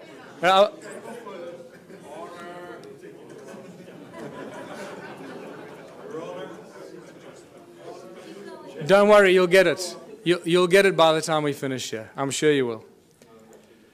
The banking families own the world. It's simple as that. If you don't believe that, then you also haven't done your homework. So all the discussions we've been having, and I've been going into many of these discussions, money keeps coming up all the time. But remember, money doesn't exist. Money is just empty promises. There is no thing as money. In fact, for those of you that know, I've been actively involved in legal cases in South Africa against the banks. Not just the banks, against the central bank, the South African Reserve Bank, the Minister of Finance as well. I've even opened up a constitutional court case against the banks, the Minister of Finance, and the Reserve Bank, which had an interesting ending. If we have time, we can talk about that. But it doesn't stop. 2 years ago, myself and a small group of other people, mostly Scott Kundal, started asking the banks certain questions. And we couldn't get answers out of them. And then we started doing research and realizing how it all works. And for the fractional reserve system, you all know that, or you should know that. And the fact that money doesn't exist. In fact, in the South African Bank Act, to my horror of horrors, and I was in court, and I was doing research to stand up and defend myself, because the only way we can do this is when you stand up in court and defend yourself. So we didn't use lawyers. I went there and I stood and defended myself against the most, highest paid lawyers money can buy. And not just one of them. I was alone in the court against a judge that you have to call my lord and bow down when you walk into the court, my lord. And you start realizing the cabal, ritualistic club that these people belong to. It's spectacular. They wear black robes. And you go there and call it my lord, my lord. I thought I was going to cause trouble at first, but then I bit my tongue and I didn't do that. But what I found is that in the Bank Act in South Africa, and I'm sure the same goes for the rest of the world, there is no definition for the world money. There is, however, a definition for bills of exchange, promissory notes, and negotiable instruments. And I realized the banks don't work with money. The banks work with promissory notes, bills of exchange, and negotiable instrument. And those are called liquid because they have value. They are the liquid, valuable instruments, negotiable instruments, that banks work with behind the scenes. And this becomes really exciting and interesting. So we started realizing we could create promissory notes and bills of exchange and liquid negotiable instruments as soon as they have our signature on it. And we started doing some of this, just causing trouble. Anyway, it didn't get us very far because the judges didn't understand this at all. They thought we were just causing trouble with the courts.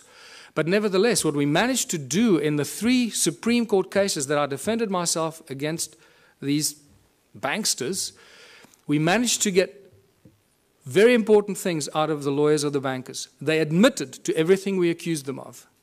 We accuse them of breaking the contract law because they don't have what they pretend to loan. They don't have the money. Remember, in contract law, you can't lend something that you do not possess. So that was one of our arguments. So we said, well, the banks aren't actually banks because they don't own any money. And they admitted, yes, no, we don't own any money. So, okay, great. Judge, did you get that? And then we said, well, that means that you're an agent and you're not a banker, so you can't charge interest and you can't come after me because the contract is null and void. And then we realized that they securitize your signature. They sell every document you have, every document you sign with your signature on it and has a value on it is sold in a process called securitization. And this is a global industry. Global banking industry works with securitization. And they're very proud of it. They publish the securitization information on their websites. But then when you argue securitization in court, they deny it. They say, no, we don't know what you're talking about. No. And the judges don't go and do their homework because the judges are so blinded by the banks and the lawyers, they just follow. They just can't imagine that the banks could be lying. So they agree that they practice securitization. Well, first of all, they denied that there is anything called securitization. They accused us of being fanciful and making things up, and that they didn't have money to lend. We accused them of not having locus standi or any rights to start the action against you because they sell your documents and your contract to a third party called a special purpose vehicle. And that special purpose vehicle company is a third party that takes complete ownership of your property, your car, your credit card debt, your overdraft. Everything is securitized by the banks because they don't have money. That's how they make money for themselves. It's all shuffling paper and bookkeeping entries and selling empty promises. And this is how junk bonds are created, because once you haven't paid on your bond, 3 months after you haven't paid on your home loan, your bond, that goes stale. What the SPV does, they then claim insurance on it and they file it. So the SPV gets paid, the bank has been paid the moment they sell your signature to them. Everyone's been paid, but you keep paying for your home loan for the next 30 years. The moment you stop paying, the bank comes after you, says you owe us money. There's a contract, my lord. See, he signed a contract, he owes us money. And the judge doesn't for 1 second say, well, hold on, let's look at the validity of this contract. Do you have rights to this contract? Who owns the property? So this has now been exposed. We are this close in South Africa. Myself and Scott Kundle from New Economics Rights Alliance, we're this close from bringing down the banks. Yes. This close. Yes. So,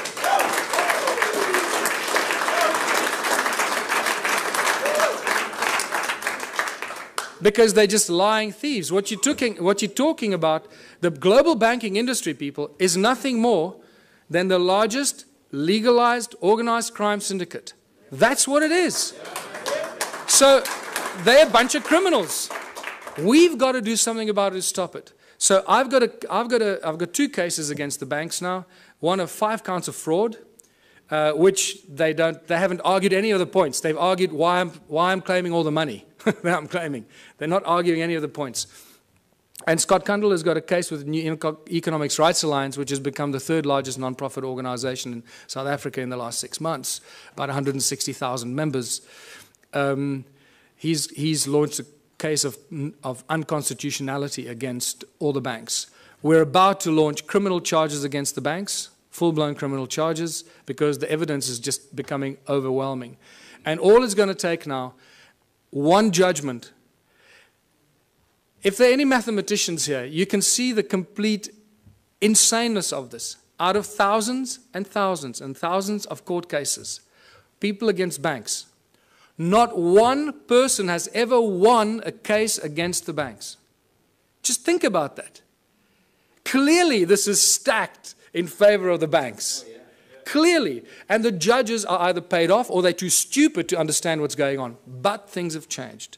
We have a few situations in South Africa. We've had small victories where the banks withdrew. This is how clever they are. They withdraw before they get a judgment, or they abandon. So there isn't a precedent on the record. So you can't then go and argue the precedent. So they're very clever with this. But we're going to force them into a judgment because of what we're doing. And it's just going to take that first judgment and then it's all over. The entire global banking system works on the same principles, and it's just going to be a domino effect. And we'll do what Iceland did, hopefully. Just reverse all the mortgage loans, reverse all the car loans, credit card, just, Just reverse everything, because these thugs have stolen trillions from us and make us their slaves. And that's exactly what they do. And this is linked to our education system, because most people are indoctrinated into this way of thinking since childhood. Our education system has nothing to do with learning. It's really developed and funded by the banking families to condition humanity into following orders and respecting authority. They control the contents of all the textbooks and transfer of information. Our schools are really just indoctrination camps to brainwash our children to follow orders and to bow to authority. It's got nothing to do with learning, people. The money controls the legal system, as I mentioned already. And if you just look on the internet on a daily basis, you'll see that the economic collapse is just imminent. It's somehow being kept alive. The question is, and this is what I need to end on, because we can't keep talking about doom and gloom all the time. We need to talk about what are we going to do as a species? What are we going to do when it all collapses? And this is where the most exciting thing happens. And this is my message to everyone in the world. This is where the true humanity shines, and we realize how beautifully we can survive without money. We have to find a new system, because this system is broken. It doesn't work. We cannot continue doing what we've been doing for the past 6,000 years. That is insanity, and as you know, insanity is defined as doing something over and over again and expecting different results. So hopefully after 6,000 years we now have learned. Don't try and fix the current system. Change it completely. What is the one thing that we can do to change it? You know what that is. And this is where the Ubuntu Liberation Movement comes in. Join the movement. Realize it's a movement about higher consciousness. It's about breaking all the norms that we've been conditioned to believe, standing up to authority, and taking back what belongs to us, living, breathing human beings. The Ubuntu contribution system, I called it contributionism in 2005 when I first started writing about it. Completely new social structure, abundance for all. It's based on ancient knowledge when they didn't have money, where everyone contributes their natural talents or acquired skills for the greatest benefit of all in the community. It's a simple system. It comes with a lot of questions because we're so poisoned by capitalism, consumerism. Raises many questions instantly, but I've been through this thousands and thousands of times. I can already tell you what you're thinking, and I'm going to tell you what you're thinking just now. It goes back to the African roots called Ubuntu. All ancient cultures, in a way, shared this African system called Ubuntu. They have different names for it, but it always comes down to the same thing. It's amazing that the ancient cultures survived for thousands of years, not using money, and they thrived, as Foster Gamble would say. And they had a similar philosophy. If it's not good for everyone, it's no good at all. And that is a beautiful philosophy that I'd like to share with everybody, because I don't want to do anybody harm. And I don't want to do anything that's going to harm anyone because it does me good. I'm not interested in doing that. And this is why the whole Ubuntu contributionism system, the Ubuntu movement, is a movement of higher consciousness. It is for people moving into a new age, a new era of higher consciousness. Exactly that. So that's the virus we want to inject into the South African Parliament. Higher consciousness. Not because I want to run for president. In fact, if by some miracle I became president, and this was a question that was asked me in Durban last weekend at our first public meeting. So what are you going to do if you become president? I said, well, the first thing I'll do is I'll dissolve the government. Just dissolve the whole government. Just dismantle it. And give the power to the people, wherever they are, to start their own local communities. Rewrite the laws. The laws we have are not written for the people, they're written for the corporations. Inalienable rights, this is what I need to remind people of. And this is beautiful, because this is part of the ANC's Freedom Charter that they stood for over 100 years. Now, it's been very conveniently forgotten. And this has become the new Freedom Charter for the Ubuntu movement. The country belongs to the people. The land belongs to its people. The water, the minerals, the airwaves, doesn't belong to Vodafone, it belongs to the people. The forests and everything in the country belongs to the people. Yeah. The land in China belongs to the people, and they should do exactly the same. This applies to every country, people. It does not belong to the government or any large corporation that has laid claim to it. And when you read this statement, you realize that we've appointed our leaders to be our servants, but they're not serving us. We appointed them to do the best for us, not for them. So whatever we want and we need as a people, they should be doing for us. Is that happening? No. The opposite is happening. So what has happened here? The government is not serving the people. The only conclusion we can reach is that they're serving themselves and the corporations that fund them. They've turned the people into their slaves. The government and large corporations have stolen the country from its people. It's as simple as that. We've become the slaves, and unless we do something about it, it stops. How do we know this? In South Africa, I don't know about these countries. I believe the European countries, how it works now. I haven't done that research because I'm focusing there. The government of South Africa and the Republic of South Africa are both registered as two separate corporations on the US Securities Exchange. So they're corporations that trade us as commodities. Every week, new laws are passed. In every country, I guess. In South Africa, it's published in the Government Gazette. Nobody knows where to get it, how to read it, what it means, but they publish it in the Government Gazette and they get away with it. You see, it was published. You didn't object, so now it's a new law. That's how they get away with it. But every week, they publish new laws that we don't understand and we don't want. Our laws protect the corporations. They do not serve the people. Corporations have more rights than living, breathing human beings. I've witnessed this in my own presence in court on 3 occasions. And the fun gets better every day. Because, you know, for those of you that have been following some of what I've been doing, 2 weeks ago, our legal advisor, Raymond Dix, was attacked in his house by 10 armed men, tied up and held at gunpoint for 3.5 hours while they ransacked his office, his home office. They made it look like a robbery, but when they left and very carefully removed his computer, his hard drive, his backup hard drive, and his secondary hidden backup hard drive, which they knew exactly where it was, they left with only 2 other things. The legal files pertaining to my actions against the courts, the banks, and Scott Kundal's files, New Economics Rights Alliance, the Ubuntu movement, my movement, and New Economics Rights Alliance. Those are the only files, legal files that disappeared. So it's very clear what's going on here. The banks hit us where it hurts most, that our nerve center removed all our research, documentation, and files, but we had backups elsewhere.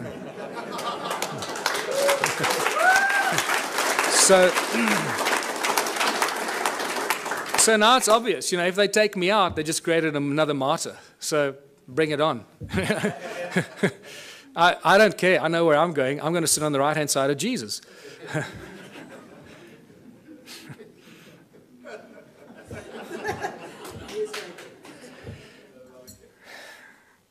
We need a whole new legal system written for the people, by the people, not by the corporations and the governments that want to schneid the people into the ground.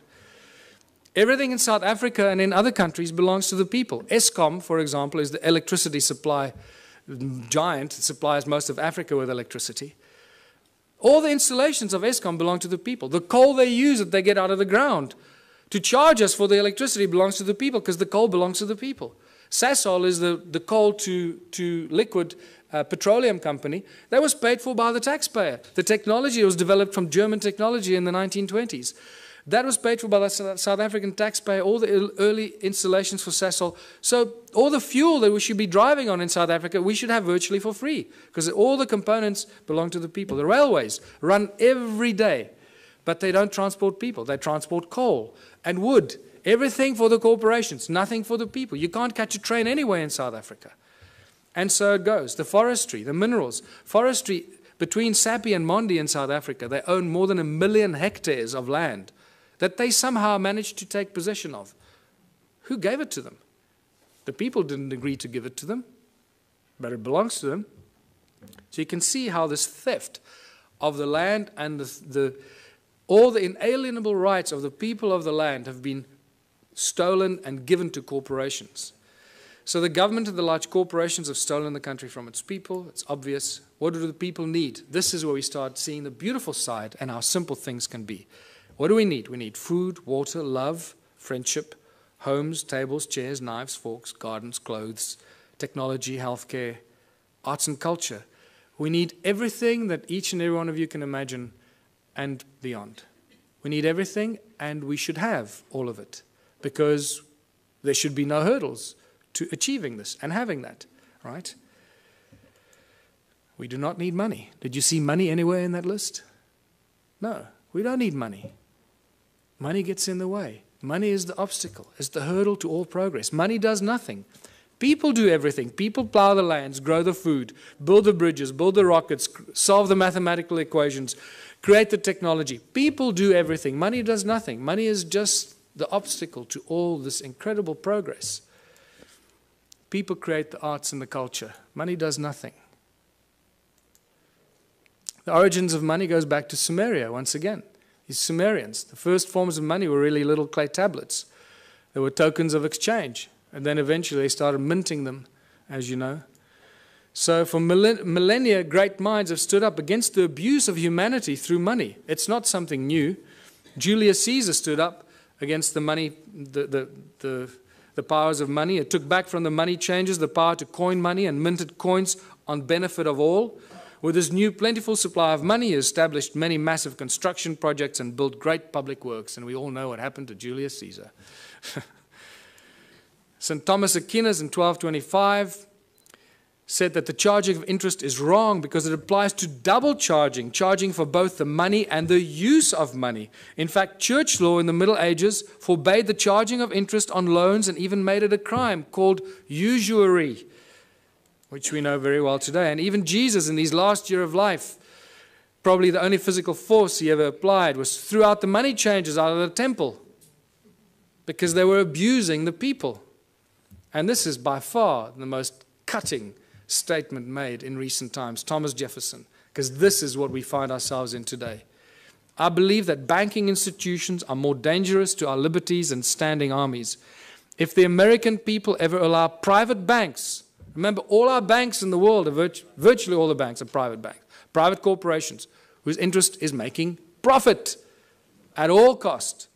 So if the American people ever allow private banks to control the issue of their currency, first by inflation, then by deflation, the banks and the corporations that will grow up around the banks will drive the people of all property until their children wake up homeless on the continent their fathers conquered.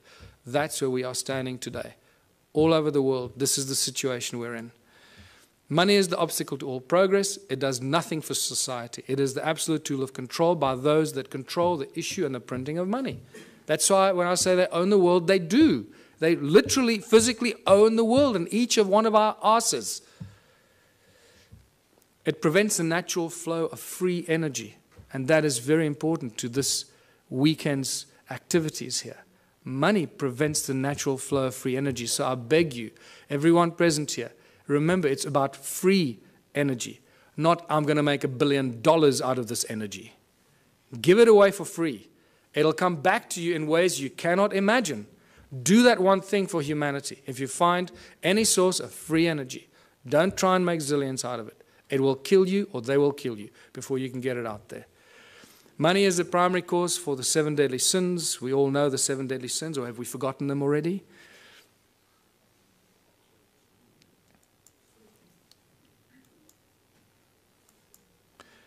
It's not the love of money. Many people ask, oh, it's just the love of money. Money, there's nothing wrong with money, man. It's just a form of exchange. You know, we're so poisoned that we try and argue for it. We try and defend it. That's how poisoned our minds have become. It's incredible. It's not the love of money. It's the mere presence of money that causes all these problems. If you take money out of the system, all this stuff suddenly and miraculously vanishes. So what is the solution? If it's the mere presence of money or the love of money, of all of the above, what are we going to do to solve the problem? The answer is so blatantly obvious. Remove money. Just get rid of it. Get rid of it. What do we need it for? It's causing all the strife in our lives. It's destroying our planet. The mines are raping our Mother Earth, taking out the precious guts out of our Gaia and distributing it around the world to people that claim they own it. It's sick. The obvious questions, if you remove money, so who's going to shovel the crap? How are we going to pay for things? I'll just sit on my ass and do nothing. I want 50 Ferraris. You know, are we going back to the Dark Ages, living in caves? Is this a lawless society? Who's going to make the rules? Why should I do something I don't want? These are the first things. I know these are the most commonly asked questions, and I'm sure that you're asking some of them to yourselves. But I can tell you that as you work through this process of a moneyless society, a Ubuntu society, where everybody contributes their natural talents or acquired skills to the greatest benefit of all, with certain minor rules that are not rules, it's really just an agreement that this is how we're going to work together. The moment you start working in that kind of community, the abundance is so spectacular that we, right now, cannot imagine it. It is not possible for us to imagine it until you start immersing yourself in this kind of thinking. And I call these the Ubuntu communities, as I said, where everyone contributes their natural talents or acquired skills for the greater benefit of all in the community. A new social structure for a new world and a new age. Abundance for all beyond our wildest belief. There are 5 mantras, 5 key points to the Ubuntu society. And it's not barter or trade. Everybody often jumps, and a lot of people jump to the conclusion, think, oh, let's go back to barter. No. He who has more to barter or trade will eventually rule the roost. So you can't go to that system. If you have nothing to trade, what are you going to say? Well, I got nothing to trade, so I'll have to, kiss your butt. No. So the Ubuntu contribution mantra is the 5 points. No money, no barter, no trade, no value attached to anything greater or lesser than anything else. Because why? Each one of our contributions should be and is equally valuable. If you start telling, well, I'm a doctor, my time is more valuable than yours, you're barking up the wrong tree, brother. Okay. So, and the final one, where everyone contributes for the greater benefit of all in the community, because that is how you get rewarded. You get rewarded by the recognition of the people in your community. Isn't that the highest reward everybody wants and is trying to buy with money, is recognition and respect of others? In essence, ultimately, that's what most people really want, is just to be loved and recognized for what they've done. And they think they can use money to do that. And then when they make a lot of money, they get zillions in the bank, then they suddenly realize, oh, well, nobody loves me anymore. They all want to take my money. So let me spend my money and then people will love me. And that's generally what happens when they start paying for things and people love them more, when they start giving it away. So, united Ubuntu communities. In unity we thrive, and anything is possible. Anything is possible.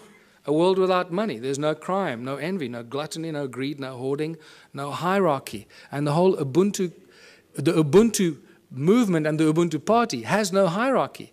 Communities look after themselves. We have no central government. We don't have any central assholes trying to tell you how you should be running your life. No obstacles to any kind of progress, because the solutions are simple, and there are many bright minds here. We all know what the solutions are, what should be done to solve the problems, and somehow our politicians just can't get it right. They keep screwing it up, So don't ask the politicians to solve it. Give it to the scientists, give it to the farmers, give it to the engineers. They'll solve the problems for us. Ordinary people will. Politicians will do nothing. Transition will have to occur in simple steps that flow from one to the other. We can't go from zero to hero. We can't go from a moneyless-driven, capitalistic, consumeristic monster to a moneyless society that lives in harmony and zen, right? It's not going to happen. So if you go onto my website, the ubuntuparty.org.za website, I've started posting a number of papers on how the transition will take place. There's not time for it now, so I ask you, please go onto our website and check it out. It's beautiful. What's key here is that the small towns will probably play a very important part in the transformation, because in small towns and small communities, people will agree on things a lot quicker than in the big cities. Right? So they will agree, okay, we need to get off the grid, we need to grow enough food for all of us, we need to make sure we got water, and they can go out and do it. We must create alternative energy for ourselves in our town, so if the grid goes down, we stay alive. And the small towns and villages will become the activators of this transitional phase. And I put together a few theories and ideas to give people ideas how to start doing this. It also goes into our education and schooling systems, where we stop sending your children to school. Please, I beg you, don't send your children to school. Don't do it. You're turning them into monsters. I've had a few of my friends in Johannesburg, in South Africa, that have not sent their kids to school. They are much smarter than the kids that go to school. And I'm not kidding you. They really are. They just learn from their parents, and they learn. And you'll find that what happens with these kids, they start reading later. They might start reading a little bit later. But when they start reading, they become like these monster little readers. They just read everything. I mean, these little kids are reading books that other kids don't even dream of. And that's because they're not preconditioned by the schooling system. Energy, water, food, housing, arts and recreation. These are the things that small communities can take control of very, very quickly and establish it for themselves, make themselves go off the grid and be totally in control of their own destiny. And many community projects must be and should be attached to this activity.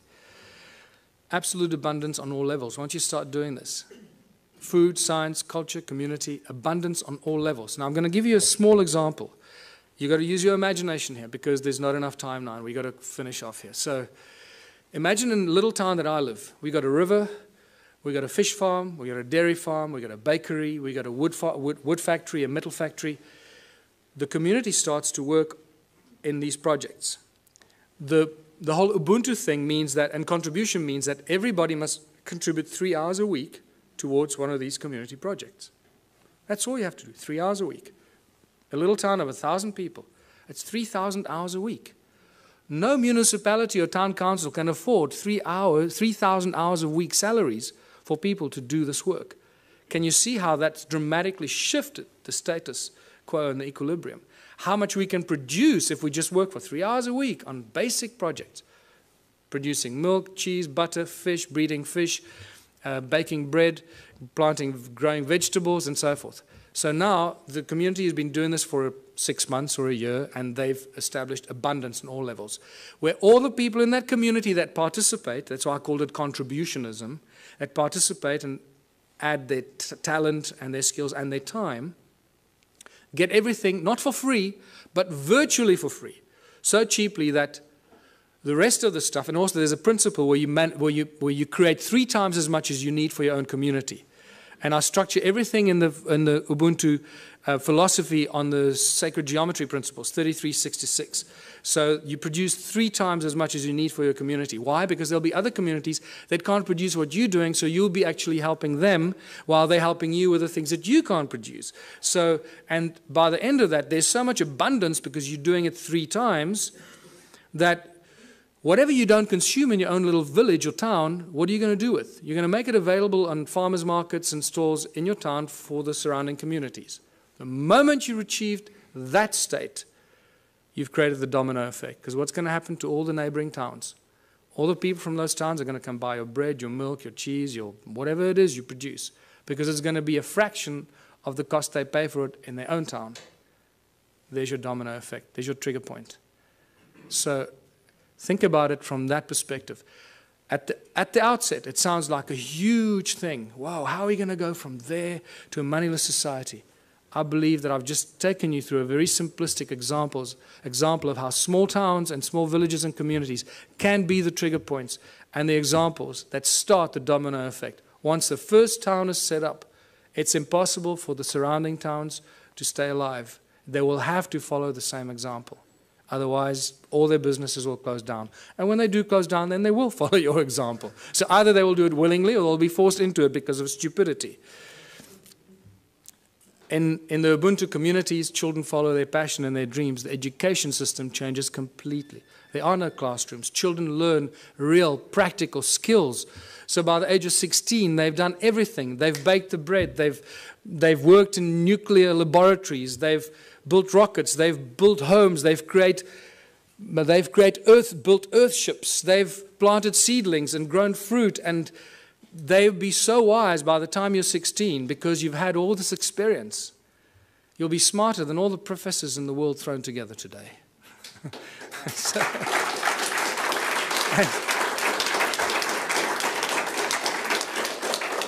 take any school leaver today, put them on a farm, put them anywhere into a practical solution. What can a person with a high school diploma do today? Absolutely nothing. We're useless to society. That's what they've created. Can you see the brilliance in their plan? They are so smart, these people. They. That's us, right? So we are so smart that we're doing this to ourselves, right? Where we create our children, turn our children into these little, we lock them up in jails for 12 years, most precious years of their life, and then throw them out to start all over again and be totally open to manipulation and control. So master teachers, only when a community decides that you're a master shoemaker, or you're a master rocket scientist, or you're a master baker, or a master this, only the community can decide who they will allow to teach their children. Isn't that a better system than teachers that go and get some diploma and they're real assholes and they teach your child? You go, God, how can that? I'm not going to let that teacher teach my child. The community will have the final say. So when I say decentralized government, that's how fine it becomes. The community chooses who their master teachers are, the people that they have respect for, and the people that they honor for their capacity and their ability. And this is how we grow, how we build Ubuntu communities, because only out of unity comes infinite diversity and abundance. Only out of unity. Anything else is a futile exercise that will bring us back to the same point at some future point in time. So I'm going to end here, because this is the end. Join the Ubuntu Liberation Movement. It's not just a South African entity. We've had various people around the world say to us, can we start the same thing in wherever? Yes. Go online. Start the same thing. Use all the material I've published. Put it out there. Share it with everybody. And become part of this transitional phase. And thank you for listening. I hope I gave you some food for thought.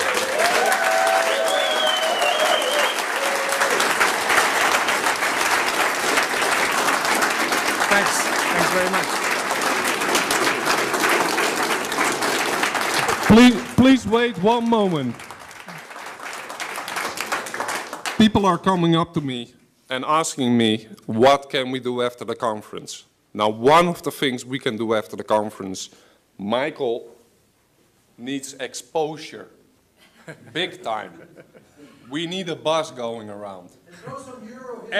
Everybody who has a Facebook page, a Twitter page, you just put one line, Michael Tellinger for president, and this website.